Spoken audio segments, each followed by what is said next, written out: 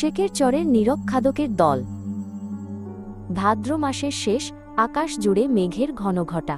কালচাঁদ সেদিন তার স্ত্রীর সাথে সামান্য বচসা করে ছেলেকে নিয়ে বের হল। ছোট ছেলে দীপু, বয়স 7 কি 8, বাবার কাঁধে হাত রেখে চুপ করে বসেছিল নৌকার গলুইয়ে। তারা যাচ্ছিল শেকের চরের পুরনো কবরস্থানের পাশের খালে মাছ ধরতে। সেই খালটিকে লোকে বলত মর্গ খাল। গুড়ি গুড়ি বৃষ্টি পড়ছিল। চারপাশ পৈশাচিক নীরবতা। বাতাসের সঙ্গে পচা জলজ ঘাস আর শেওলার ভেজা গন্ধ মিশে এক গাঢ় অস্বস্তি সৃষ্টি করছিল।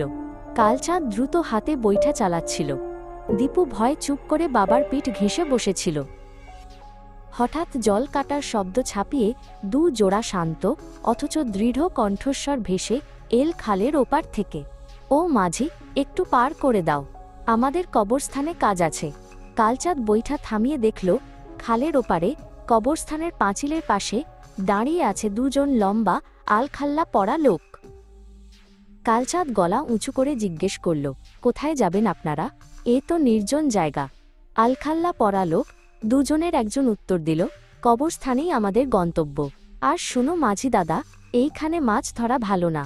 এই খাল শুধু জল নয়, অনেক পুরনো স্মৃতিও বয়ে বেড়ায়। জেলে তাদের কথা পাত্তা দিল না। মাছ ধরবই, এই জেদ নিয়ে সে জাল ফেলল। ঝগড়ার পর স্ত্রীর কাছে হার মানা কালচাঁদ যেন প্রকৃতির কাছেও হার মানতে নারাজ। কিন্তু দীপু বাবার শার্ট চেপে ধরে ফিসফিস করে বলল, বাবা, ওরা কি মানুষ? জাল টানাটানির এক পর্যায়ে কালচাঁদের চোখ গেল আলখাল্লা পরা লোক 2 জনের দিকে, যারা এখন কবরস্থানের আরও ভেতরে। যে দৃশ্য সে দেখল তাতে তার গায়ের লোম খাড়া হয়ে গেল। তারা একটি সদ্য তোলা কফিনের পাশে বসে আছে। লোক 2 জন একটি লাশের পচা বিবর্ণ মাংস ছিঁড়ে খাচ্ছে, ঠিক যেন ক্ষুধার্ত সাপদ। লাশের পচা গলা গন্ধে চারপাশ ভরে গেল। দুর্গন্ধটা বাতাসের সঙ্গে মিশে নৌকার দিকে ধেয়ে এল। কালচাঁদের মনে হলো তার শরীরের ভেতরটা উল্টে যাচ্ছে। লোক 2 জনের একজন হঠাৎ মাথা তুলে নৌকার দিকে তাকালো। সেই দৃষ্টিতে কোনো মানবীয় ভাব ছিল না, ছিল শিকারের প্রতি নির্লিপ্ততা। পরক্ষণে সে লাশের একটি পচে যাওয়া অপরিষ্কার অঙ্গ ছুঁড়ে মারল সোজা কালচাঁদের নৌকার দিকে।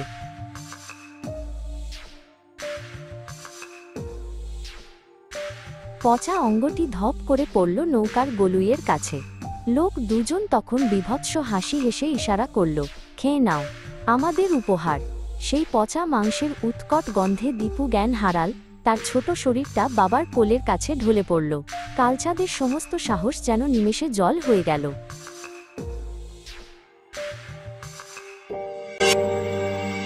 কালচাঁদ কোনো মতে নৌকা ঘুরিয়ে পাগলের মতো বৈঠা চালাতে লাগল।